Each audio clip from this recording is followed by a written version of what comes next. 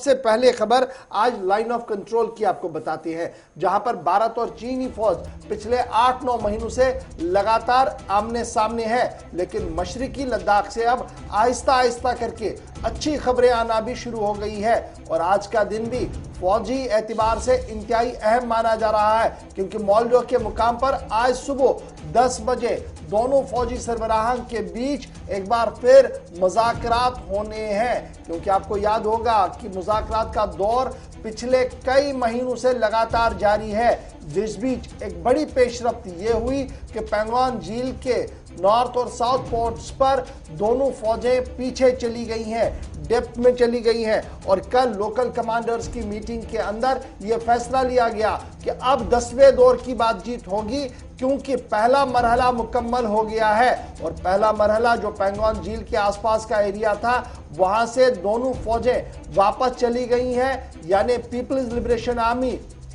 जो लगातार पहाड़ों पर भी थी और लगातार नीचे उन्होंने ब्लॉक किया हुआ था, बैरिकेटिंग्स की थी, कुछ ढांचे बनाए थे, उन सब चीजों को उन्होंने हटा दिया है, वापस वो डेप्थ में चले गए हैं। और आज का दिन इंतहाई अहम इसलिए क्योंकि 10 बजे आज जब बातचीत का दौर शुरू होगा तो दिप्सोंग के अलावा गोगरा और हॉट स्प्रिंग के मामले पर बातचीत होगी, जो इंतहाई अहम माना जाता है। और इस बीच आपको बताते चले, जहां पर चौथे मरहले में इस वक्त यानी अलग अलग फेसेस में यहां पर डिसएंगेजमेंट हो रही है, फौजी इनखला को इस अमल को यकीनी बनाया जा रहा है। तकरीबन 10 फरवरी के बाद अब तक ये चौथा फेज है जो फ्राइडे शाम को शुरू हुआ था, और आज माना जा रहा है कि इसमें और भी दिलचस्प मोड़ उस वक्त आएगा जब चीन के हिस्से में यानी सरहद के उस पार लाइन ऑफ एक्चुअल कंट्रोल का जो मशरकी हिस्सा है, वहां पर आज मोल्डो के मकाम पर सुबह 10 बजे एक और अहम मीटिंग। और ये मीटिंग पिछली 9 मीटिंग्स के मुकाबले इसलिए ज्यादा इंपॉर्टेंट है क्योंकि फौजी इनखला इस वक्त भी हो रहा है, और आज चौथा फेज जिसमें भारत और चीन की आर्मीज इस वक्त दाखिल हो चुकी है। तो सुबह 10 बजे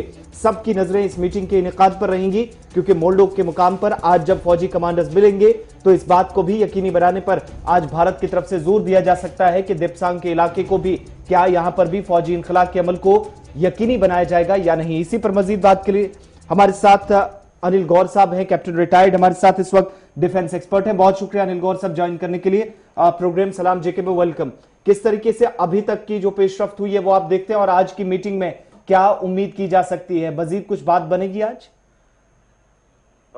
जैन जी, देखिए ऐसा है कि ये जो बातचीत है अभी, इसमें जो फैसला हुआ था कि सारी जो विड्रॉल है पैंगोंग नॉर्थ और साउथ से होगी, और उसके बाद उसकी वेरिफिकेशन होगी, 48 आवर्स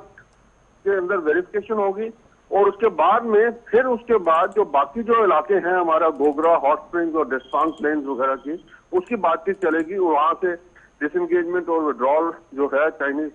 ट्रूप्स का, तो उसके बाद होगी वो। अब जो ये बातचीत है ये उसी सिलसिले में है कि जितनी हमारे विड्रॉल हुआ है, चाइनीज ने विड्रॉल वहां से किया है, वो उसको वेरिफिकेशन करेंगे, ऑन ग्राउंड करेंगे, कोर कमांडर्स वगैरह जो है वो उनके जो रिपोर्ट्स होंगी, और उसके बाद में फिर आगे की जो है वो बातचीत चलेगी कि वहां अगले जो फेज में किस हिसाब से डिसएंगेजमेंट प्रोसेस चलना है। क्योंकि आपको पता है, देखिए जब जुलाई में पिछले साल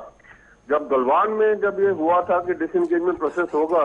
और उसके बाद में जब वेरिफिकेशन के लिए कर्नल बाबू और उनकी रेजिमेंट के लोग गए थे, तो आपने देखा था किस हिसाब से ये चाइनीज ने एकदम धोखे से आके और फुली प्रिपेयर्ड होके आके उनके ऊपर अटैक किया, वो कार वाले डंडों से और आयरन रॉड वगैरह से, और किस हिसाब से वो एक वहां पे घटना हुई है। और इसी घटना को मद्देनजर रखते हुए जो वेरिफिकेशन प्रोसेस है वो जब तक नहीं होगा पूरा, तब तक नेक्स्ट फेज ऑफ विड्रॉल जो है वो नहीं होगा। तो अनिल गौर साहब, ये जो पैंगोंग की हम बात कर रहे हैं, जहां पर दिफाई जराया लगातार ये बता रहे हैं कि फिजिकल वेरिफिकेशन मुकम्मल हो गई है, और दोनों तरफ से कमांडर जो है, लोकल कमांडर जो है, उन्होंने इस बात पर मान लिया कि अब नेक्स्ट फेज के लिए जाया जाए, और यही वजह कि आज एक बार फिर 10वें दौर की बातचीत होनी है, और ये बातचीत भी काफी क्रूशल है। बिल्कुल, ये देखिए जब लोकल लेवल्स के कमांडर ने अपने कोर कमांडर्स को बता दिया कि जी हाँ ये हो गया है, मुकम्मल हो गया तरीके से, जिस हिसाब से एग्रीमेंट हुआ उस हिसाब से विड्रॉल हो गया है, उन्होंने जितनी अपनी चीजें वहां जो भी इंफ्रास्ट्रक्चर बनाया था उसको सारा तोड़ दिया है, उसको उन्होंने हटा दिया है, और जो ग्राउंड है जिस हिसाब से ये इंट्रूजन से पहले जिस हिसाब से था उस हिसाब से है, तो अब ये कोर कमांडर की बात होगी और कोर कमांडर ने ही डिसाइड करना है कि नेक्स्ट फेज किस हिसाब से विड्रॉल होगा, और वो अब जो है फोकस शिफ्ट हो जाएगा हमारा गोगरा, हॉट स्प्रिंग्स और दस्तांग प्लेन्स के ऊपर।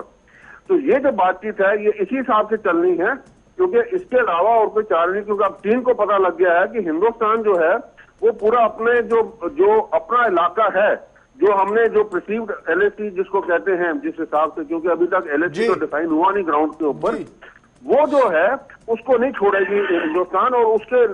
इनको कोई रास्ता नहीं है कि इसके अलावा कि वहां से वो पूरा विड्रॉल कर ले। बहुत बहुत शुक्रिया अनिल गौर साहब हमारे साथ ज्वाइन करने के लिए। फिलहाल बड़ी खबर यह है कि आज एक बार फिर बातचीत का दौर जो है वो शुरू होने जा रहा है, और इससे पहले पैंगोंग के अंदर यानी पैंगोंग टीएसओ के अंदर जो मामला हुआ है वो ये हुआ है कि चीन ने अपनी ट्रूप्स को विड्रॉ कर दिया है फिंगर 8 पर, और भारत की तरफ से ट्रूप्स को विड्रॉ करके फिंगर 3 पर लाया गया है, जो दानसिंग थापा पोस्ट है वहां पर लगाया गया है, और जितना भी टेम्परेरी स्ट्रक्चर्स खड़े किए गए थे वो हटा दिए गए हैं, और कोई भी पेट्रोलिंग स्ट्रेच के अंदर नहीं होगी। ये दोनों पार्टियों की तरफ से यानी दोनों फौजियों की तरफ से तय पाया गया है, और ये जब ये मुकम्मल प्रोसेस हुआ है तो आज मोल्डो के मुकाम पर सुबह 10 बजे होगी मीटिंग, और देखना होगा अब चीन आगे पेशरफ कैसे करेगा।